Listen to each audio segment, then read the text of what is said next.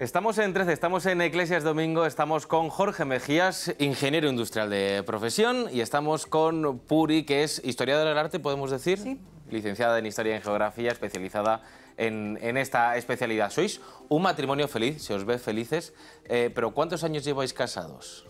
Puri, ¿cuántos años? A ver. No me sale ni la cuenta. Desde el año 81.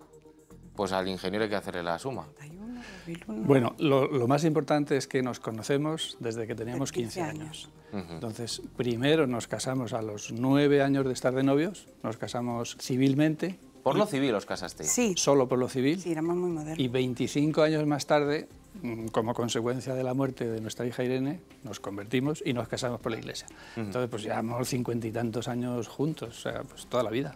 Hay un momento, es el fallecimiento, lo comentabas, de vuestra hija Irene, que da la vuelta a todo, os acerca a Dios, os hace que os caséis por la iglesia. Ahora hablaremos de ese momento, pero me gustaría conocer cómo era Jorge y cómo era Puri antes de este fallecimiento. Decías, éramos muy modernos, nos casamos por lo civil. ¿Cómo era vuestra vida antes del fallecimiento de vuestra hija Irene? Mira, nosotros éramos unos... Yo creo que nos podríamos definir como unas buenas personas. Y lo que pasa es que nos hemos criado, nos han bautizado, hemos hecho la confirmación, nos hemos criado en unas familias cristianas. Pero sí, sobre la época de la adolescencia, pues nos fuimos apartando, o sea, totalmente ya no nos interesaba para nada.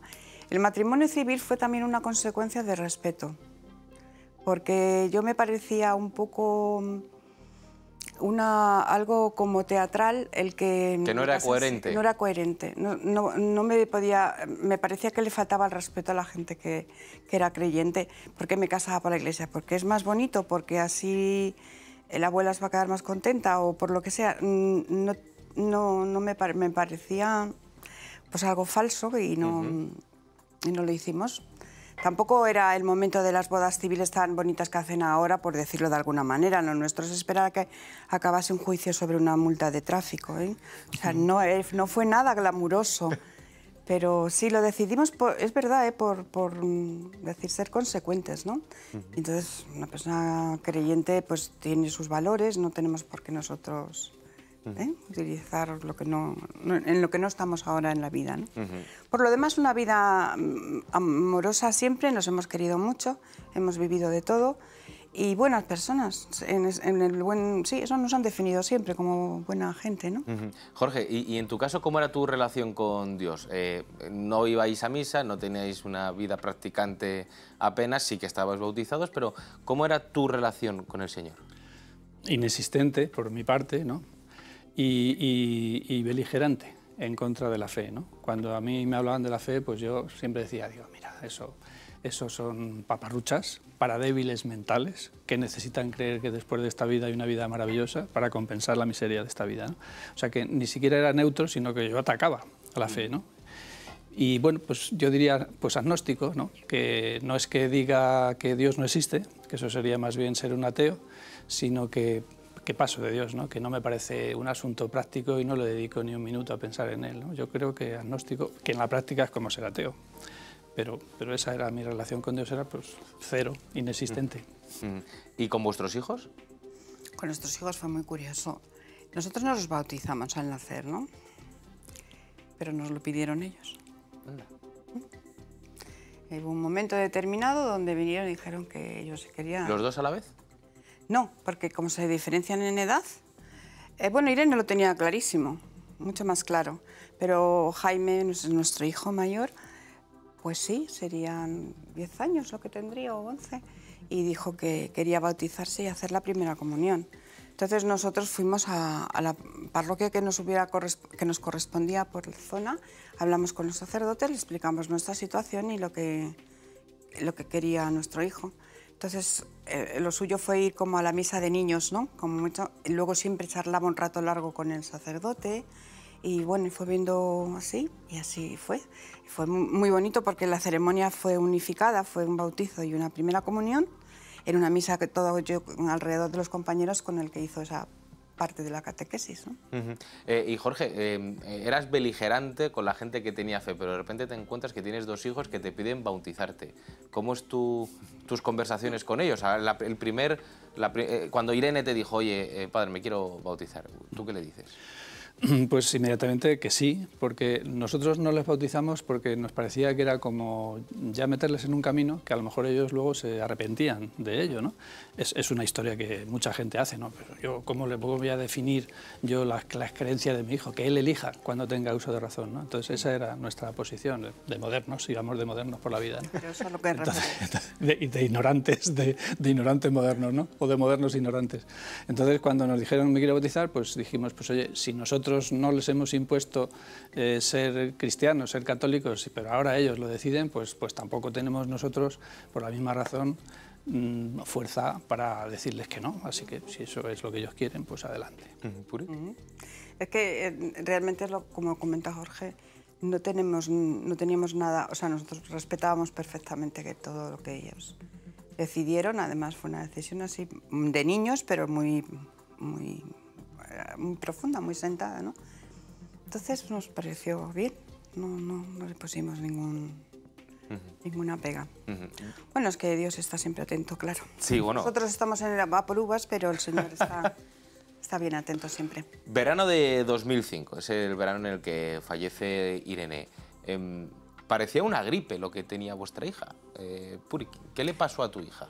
En realidad, ella era verano, no los calores de ahora, pero calor, claro, era mes de agosto. Entonces me dijo que yo la vi, ella era rubita, con piel clarita, pero estaba demasiado pálida. Y decía que apenas podía andar, que le dolían mucho las piernas, que estaba muy cansada. Entonces ella era muy poco quejica, muy poco. Entonces, bueno, me fui al centro de salud con ella, la llevé. Y no puedo decir nada en contra de que no se la atendiera ni nada, ¿eh? O sea, la doctora que estaba la miró perfectamente, tenía muy poquita fiebre. Entonces me dijo, puede ser una gripe de verano, de estas que a veces con el calor hay algún catarro o una gripe y esté así. Digo, a mí lo que más me llama la atención, es que ella esté un poco ansiosa y que esté tan pálida. Y diga que algo le duele porque ella es de aguantar mucho, mucho, mucho. Pero la miró, la desnudó, la miró perfectamente y nos dijo que podría ser eso. Nos mandó a casa, nos mandó pues lo típico de estas cosas, el ibuprofeno y que reposara y demás. Y así fue. No tenía que ser, no se nos ocurrió irnos al hospital. No tenía... Y dicen, sí, estoy mejor. Se quedó adormilada y se durmió. Y a partir de ahí, Jorge, ¿qué fue pasando? Pues a la mañana siguiente, que era sábado por la mañana, pues Irene llama a Puri, va a verla y nos encontramos con que tenía derrames en el cuerpo, en el tronco, en los brazos, en las piernas, como cuando esas películas del virus de ébola, ¿no? Que se ve que hay derrames en la piel, y eso era lo que ella tenía, claro. Entonces, cuando vimos eso, dijimos, vámonos volando al hospital, fuimos al hospital de la Zarzuela, que era el que nos quedaba más cerca de casa, y ahí pues nos dijeron, su hija tiene una infección muy grave, y todavía no sabemos por qué motivo, vamos a hacerle pruebas, pero está muy mal, tiene infección grave, ¿no? Y bueno, pues ya la metieron en la UCI, empezaron a hacerle cosas y ahí pues nosotros ya empezamos a padecer, ¿no? Porque nos dimos cuenta de que aquello que el día anterior parecía algo sin importancia, pues era algo muy serio. Y tú empezaste, aunque eras beligerante con Dios, tú empezabas a rezar o a pedirle algo a Dios. Sí, pues esas contradicciones que tienes, ¿no? Cuando la cabeza te dice una cosa y el corazón te dice otra, ¿no? Como decía Santa Teresa, ¿no? Que el corazón tiene razones que la razón no entiende, ¿no? Cuando yo me doy cuenta, veo a los médicos que andaban pues perdidos, ¿no? Y me di cuenta, digo, me parece que en este caso la medicina del hombre blanco no va a funcionar. Entonces, pues te queda el recurrir a Dios, ¿no? Y entonces me inventé una oración muy extraña, que era la siguiente. Yo decía, Dios, si es que existes, si es que gobiernas nuestras vidas allá desde los espacios infinitos, salva a mi hija, por compasión te lo pido. Una oración impropia, ¿no? Porque, o sea, mi hija está ahí luchando entre la vida y la muerte y yo me pongo a hacer poemas, o sea, con un lirismo fuera de la ocasión, ¿no? que ya pues, te va revelando un poco de dónde venía esa oración, una oración pues totalmente inspirada, ¿no? Y aún con una duda dentro de esa oración, porque yo decía, Dios, si es que existes. Luego me di cuenta de que Carlos de Foucauld también rezaba así, decía, Dios, si existes, haz que te conozca, ¿no? Entonces, eso a Dios le debe remover las entrañas porque dice, mira, alguien que no teniendo claro si yo existo o no, pero me está llamando, me está invocando, ¿no? Y eso es una oración pues, desde las tripas, desde el corazón, ¿no? Y estuve haciendo eso durante 6 días, rezando de esa manera, de día y de noche, ¿no?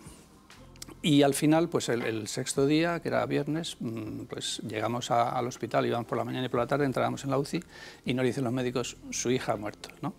Pero yo, curiosamente, esa mañana, nada más despertar, cambié la manera de orar. Y entonces dije, vamos a ver, esta criatura, nos están diciendo los médicos que se va a quedar sin extremidades, porque las tenía necrosadas, los brazos y las piernas, que va a tener cantidad de daños orgánicos, que habrá que estar haciendo operaciones, entrando y saliendo de los hospitales. ¿Cómo va a ser feliz mi hija de esa manera, ¿no? Entonces, en ese momento cambio y ya no lo curioso es que ya no decía Dios si existe, sino que le decía directamente Dios, llévatela contigo. Llévatela contigo, porque es que esto es lo más conveniente dado el estado que tiene esta cría, ¿no? Entonces, justo ese día que empiezo a rezar así, llegamos al hospital y es cuando nos dicen los médicos, su hija ha muerto, ¿no? Han pasado, Puri, 20 años del fallecimiento de Irene. Fueron 6 días intensos en la UCI, mañanas, tardes, la angustia de no saber si al día siguiente tu hija se iba a despertar. Tú como madre, ¿cómo viviste estos días en la UCI? Esos días de la UCI son para mí un poco como si fueran un poco un sueño, ¿sabes? Una sensación onírica, no realista. La verdad es que Irene, cuando me llamó en casa, ella sabía que se moría. Sí, me dijo que se moría. Que quería que yo me echara en la cama con ella para ver. Yo quiero que estés conmigo y verte a ti, porque me estoy muriendo. O sea, ella era consciente de eso, pero claro, en el hospital ya la habían inducido, vamos, habían dormido, ¿no? Lógicamente. Y son, no sé cómo decir esos días, no recuerdo el largo del día, no recuerdo también, o sea, no era tan consciente de lo que es vivir un día normal de tu vida.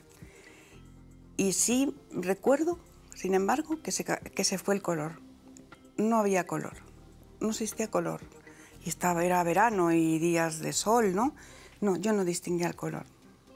Y vivíamos en un sitio además con mucho pajarito y tal. No escuchaba nada de la naturaleza, no había luz, no había color. Y yo pues no sabía ni siquiera cómo podía ni respirar. ¿Cómo recuerdas tu relación con Irene esos... Ya no esos días previos a la muerte, pero ¿cómo era Irene hasta que le...? A ver, claro, siempre, eso puede parecer a la gente siempre que cuando alguien fallece, ¿verdad? Pues tú siempre... Que enterramos muy bien en España. Sí, y siempre eso... Yo a ella la definía siempre como una niña hecha de pasta de amor. Era absolutamente sensible, inteligente, amorosa. Mira, justo el día antes de ponerse malita, nos habían llegado de su centro escolar todas las matrículas de honor que le habían puesto y esas cosas, y reíamos. Y era cariñosa y no le costaba demostrártelo en nada ni recibirlo. A mí eso me encantaba, yo soy una abrazadora, bueno, ella es mucho más amorosa que yo, lo es, pero yo también lo soy. Y teníamos una cosa entre las dos, ¿sabes? Antes de acostarse siempre, y ya tenía 16 años y lo seguíamos haciendo, era lo que ella llamaba mamá antes de irme a la cama, el achuchón de galleta. Y el achuchón de galleta es porque ella siempre decía que yo le olía a galleta. Y mamá, que cuando venía de la calle con frío me ponía las manos, ¿te puedo poner las manos aquí, mamá, para calentarlas? Y siempre, ¡ay, qué bien hueles, mamá, hueles a galleta! Y entonces nos dábamos un abrazo muy fuerte, muy amoroso, y ella le decía, el achuchón de galleta, mamá. Sí, era una relación preciosa, era una niña responsable, divertida, que se comía como a bocados la vida también. Y bueno, estamos encantados de haberle podido facilitar muchas cosas, muchos viajes, le gustaba el mundo, le gustaba la gente, todo esto. Y sí, disfrutaba mucho de la vida, muchísimo. Jorge, ¿por qué el fallecimiento de Irene os acercó a Dios? Pues una primera aproximación desde la razón, que fue que claro, yo digo, yo soy agnóstico, entonces no tengo nada claro que Dios exista. Lo normal es pensar que desapareces de la existencia cuando mueres, solo existe lo material, ¿no? Entonces yo digo, pues, ¿y esta criatura ha vivido 17 años y ha desaparecido de la existencia? La nada es lo que es ella ahora, ¿no? Entonces la nada será lo que yo voy a ser también cuando muera, ¿no? Y yo decía, si esto es la vida, no tiene mucho sentido la vida. Incluso acaricié la idea de quitarme la vida. Cuando uno sufre mucho, tampoco valoras las consecuencias que un acto tuyo pueda tener sobre tus familiares, ¿no? Sino que solo piensas en ti, es algo como muy ensimismador, ¿no? Afortunadamente, pues es obvio que no tomé esa decisión, gracias a Dios, ¿no? Sino que algo dentro de mí me decía, busca el sentido de la muerte y encontrarás el sentido de la vida, ¿no? Y entonces nos pusimos a buscar, entre otras cosas, pues leyendo muchos libros de cualquier teoría, creencia, algo que nos diera una pista sobre qué es la muerte. Entonces leímos libros de espiritismo, de reencarnación, el libro tibetano de los muertos, experiencias cercanas a la muerte, en fin, un montón de libros, muchos de ellos infumables, que cuando llegábamos a la página 15 los tirábamos a papelera porque no había quien se leyera esas cosas tan estrafalarias, ¿no? Pero en esa búsqueda del sentido de la muerte, pues un amigo me envía un libro por correo que se llama Mero Cristianismo, de C.S. Lewis, es el autor de Crónicas de Narnia, un señor que era ateo y se convirtió en Inglaterra. Y leyendo ese libro, pues yo me pongo a leer ese libro, pues me lo recomienda mi amigo querido y digo, bueno, pues voy a leer este libro, ¿no? Entonces ahí en ese libro Lewis define a Dios y lo define como es Dios por dentro de sí mismo. Dice, Dios es un padre, también es un hijo y también es un amor que existe entre el padre y el hijo, que es un amor eterno, hipercreativo, que no puede dejar de crear seres y más seres y sostenerlos en la existencia, y lo hace por amor, no por necesidad. Y ese amor es tan perfecto que es una persona y se llama Espíritu Santo, ¿no? De manera que Dios es Padre, es Hijo y es el Espíritu Santo, que es el amor personal entre ellos dos. Entonces, cuando yo leí eso, pues me puse a llorar porque yo estaba experimentando eso. O sea, yo soy un padre, está mi hija al otro lado de la muerte, y el amor que seguimos sintiendo el uno por el otro por el uno, muy intenso, que eso Puri también tuvo esa experiencia de amor intenso y lo puede ampliar, pues a mí me había convertido en alguien hipercreativo, como es el Espíritu Santo, que no puede dejar de crear, ¿no? Su amor, el amor por mi hija, como que me hacía hacer cosas que yo nunca antes había hecho, ¿no? Entonces, ¿cómo qué? Pues entre Puri y yo creamos una fundación para luchar contra la meningitis. Fundación Irene Mejías contra la meningitis, ¿no? Que 10 años más tarde nos tuvimos que ir por mi trabajo a Chile y luego a México y se transformó en la Asociación Española contra la Meningitis, que sigue funcionando a día de hoy, ¿no? Otra cosa que me pasó, otra transformación, fue convertirme en un escritor de Dios y ponerme a escribir sobre Dios, sobre la vida, sobre el amor, ¿no? Entonces, hacer cosas que yo nunca antes había hecho, ¿no? Entonces, ese amor por mi hija es como si tuviera personalidad propia. Y yo dije, justo como el Espíritu Santo, un amor que es una persona. Y entendí la Santísima Trinidad. Lo entendí porque al leerlo dije, esto lo estoy experimentando yo. Si yo soy trinitario, que soy la imagen de Dios, que es el modelo, pues Dios tiene que ser trinitario, ¿no? Entender uno de los mayores misterios de la Iglesia tiene... Pues, sí, yo siempre se lo digo. Tiene mérito, tiene mérito. Sí, yo mismo alucino cada vez que lo pienso. Pero... Puri, en tu caso, ¿cómo te transformó Dios tras la muerte de tu hija? El sufrimiento es difícil de poder describirlo, definirlo, ¿no? Profundo. Yo siempre dije, mi madre me puso el nombre oportuno, María de la Purificación, una espada me atravesó completamente, de verdad, porque te destruye. O sea, es una cosa que te deja como, ¿sabes? Pero nos dejó anonadados. En ningún momento fuimos agresivos, ni con médico, nada en absoluto. Y yo, como comenta Jorge, la suerte de todo esto, me gustaría sí que hacer un paréntesis para hacer hincapié en ello, es que hicimos el duelo juntos. Es muy importante. Unos papás que pierden a algún hijo, que muere alguno de sus hijos, es un porcentaje muy alto el que se separan, porque cada uno gestiona por su lado, pero lo hicimos juntos. Y yo a Jorge le dije, yo tengo que encontrar a Irene porque sé que está viva. Entonces me pregunta, ¿y eso? Digo, pues porque su amor no es un amor de recuerdo. Su amor sigue. Su amor sigue, huele a aire limpio, a vivo, a vida, crece y mi amor por ella sigue creciendo también. Entonces, en algún sitio está, porque esas cosas de las mamás sí nos pasan a las madres. ¿Dónde está mi hija? Me necesita, me quiere, necesita que yo la ayude. Esas cosas que te vienen a ti son a veces, tú lo cuentas y dices, ¿pero qué cosas? Pues sí, te vienen a la mente, ¿no? Y sé que está en algún lado, hay que encontrarla. Empezamos con nuestra búsqueda esta tan loca que nos ha contado ahora Jorge. Y bueno, a través de... compartíamos todo. Venía de un viaje de Hungría cuando leyó esto de Lewis en el avión, que supongo que el compañero alucinaría un poco al verle llorar, ¿no? Pero llegó a casa, lo comentamos y tal. Entonces, bueno, pues empezamos, cogimos la Biblia, ya sabemos dónde está, en el Dios de siempre. Y yo abrí al estilo de los carismáticos, ¿sabes? Dije yo, bueno, cogí la Biblia y la abrí. Cosa que, bueno, yo se lo voy a hacer a estos maravillosos amigos, los caris, que son estupendos, y abren así. Y yo lo abrí y se me abrió por el libro de la sabiduría en un párrafo que ponía la muerte prematura del justo. Y es impresionante, porque claro, ahí te dice que no es necesario que pasen los años, ni que tengas barba blanca, ni nada de eso, para que seas ya justo y ya el Señor te reciba. Muchas veces la gente no lo entiende, pero hay gente joven que es absolutamente sabia en el amor. Entonces, claro, yo leí eso, te puedes imaginar las lágrimas que me pudieron caer.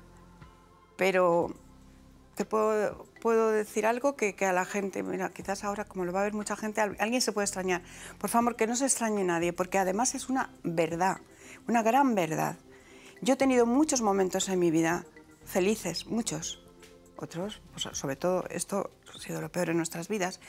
He disfrutado mucho de la vida, ha sido una vida nada aburrida, pero yo, si tengo que elegir el día más feliz de mi vida, fue ese día que descubrí dónde estaba Irene, cuando la encontré. Y la encontré en los brazos de Dios, porque luego me di cuenta que buscando por amor, porque tú buscas el amor, ese amor de tu niña linda, de tu amor, acabas en la fuente del amor. Eso está clarísimo, porque Dios no es que ame mucho y es muy amoroso, no, Dios es amor. Y ese día fue el día más feliz de mi vida. Y a partir de ahí, Él está en mí, yo estoy en Él, y le adoro, le amo y espero que tenga misericordia y me lleve con Él cuando termine aquí mi recorrido. Y ahora esto, Jorge, esto que vosotros habéis experimentado, lo lleváis a la práctica ayudando también a otras personas que están pasando por situaciones parecidas, aunque no iguales, de encontrarle sentido a la muerte de algún ser querido, lo que se conoce como pastoral del duelo, nos lo decíais al principio. ¿Cómo ayudáis a estas personas? ¿A través de qué grupo lo hacéis o a través de cómo? Alguien, por ejemplo, que nos esté viendo y ha sufrido la pérdida de alguien, de algún ser querido, ¿cómo le podéis ayudar? Claro, pues hay una metodología muy estructurada que antes se refería a Puri, ¿no? Que la ha desarrollado el padre Mateo Bautista García, que además del sacerdote religioso Camilo también, y hace 32 años él se da cuenta de que la Iglesia se quedaba un poco corta cuando moría una persona en una familia, porque bueno, pues la Iglesia llegaba pues hasta las exequias, pues no sé, acompañar a la familia en el cementerio, en el velatorio, lo que fuera, pero poco más. Pero claro, luego esa familia quedaba dañada, sufriente y necesitaba un acompañamiento, ¿no? Entonces, el acompañamiento que, por ejemplo, un párroco puede hacer a título personal, pues claro, el duelo es un proceso que tiene una duración y que un sacerdote no puede pues estar una charla y otra charla y otra charla porque es que no tiene tiempo para hacerlo, ¿no? Entonces esta metodología consiste en reuniones semanales en un itinerario determinado entre dolientes, que llamamos así a las personas que están sufriendo por la muerte de un ser querido, y uno o dos coordinadores que son los que llevan el grupo. Entonces, en cada una de esas reuniones se trata un tema distinto, ninguna reunión es igual a la otra y es un itinerario que tiene un principio y un final. Y en esas reuniones se tratan los temas que aparecen como propios cuando una persona está sufriendo por la muerte de un ser querido, como puede ser pues, el sentimiento de culpa, el perdón, el desapego, la diferencia entre resignación y aceptación, la ubicación de mi ser querido, dónde está mi ser querido que murió, que eso es fundamental también para la sanación de los dolientes, ¿no? Entonces, a través de las semanas se van exponiendo esos temas y se genera un diálogo entre los componentes. Se llaman grupos de mutua ayuda, porque los dolientes no van allí a ser ayudados ellos. Sino ayudar también a los otros compañeros. Eso sería autoayuda, ¿no? Pero es un grupo de mutua ayuda, porque por el hecho de estar allí y expresar y compartir lo que piensan y lo que sienten, yo ayudo a mis compañeros me ayudan a mí porque me confrontan, porque piensan las cosas de una manera distinta como las pienso yo. Y entonces yo digo, anda, pues a lo mejor tiene razón lo que dice esta persona, ¿no? Yo me apropio de esa manera de pensar y la incorporo a mí, ¿no? Y eso, con el tiempo, pues el efecto sanador ahí está. Hasta la Organización Mundial de la Salud afirma que los grupos de mutua ayuda, como estos, tienen un efecto terapéutico. Pero claro, esta revisión de la muerte, de la vida y del amor y de la vida eterna y de la resurrección, pues se hace desde la fe, porque es una metodología que ha desarrollado un sacerdote, ¿no? Entonces, no solo es una herramienta de sanación del sufrimiento para que esas personas vuelvan a ser felices, tengan una vida plena, tengan paz, tengan alegría, tengan proyectos en la cabeza, sino que también es una revisión desde la propia fe, o sea que también es una evangelización, ¿no? Y eso pues eso es una maravilla y funciona y produce efectos en la gente. Y además este año habéis mezclado justo este fin de semana el año jubilar, un año de alegría y de indulgencia plenaria, también con la pastoral del duelo. Habéis invitado a todos aquellos padres a ganar esa indulgencia plenaria rezando por el fallecimiento de un hijo para que el hijo también la ganase. ¿Cómo ha ido esa celebración? Pues esa celebración es siempre fantástica porque aunque parezca curioso, primero es que es el jubileo de la esperanza. En los grupos de ayuda al duelo, lo que buscamos es que al final la gente con esperanza, con paz y con alegría. Entonces todavía pues como más unido al objetivo que tiene de por sí los grupos, ¿no? Entonces van familiares también se llena tanto de dolientes como de familiares, ¿no? Y el hecho de que algunos no conocen lo que es una indulgencia plenaria y se enteran, se lo explicas bien, es una maravilla, ¿no? Porque es algo que solo se puede ofrecer por uno mismo o por tu persona fallecida, ¿no? O por quien tú quieras que haya fallecido. Pero ellos, por sus seres queridos, sí, que han fallecido, pues lo han ofrecido la mayoría, claro. Es muy felices. Qué alegría y qué programa tan distinto. Hablar de la muerte y de la tristeza que supone la muerte, pero también la alegría de encontrarse con Dios tras esto. Jorge Puri, muchísimas gracias por contarnos vuestra historia aquí en Iglesia en Trece.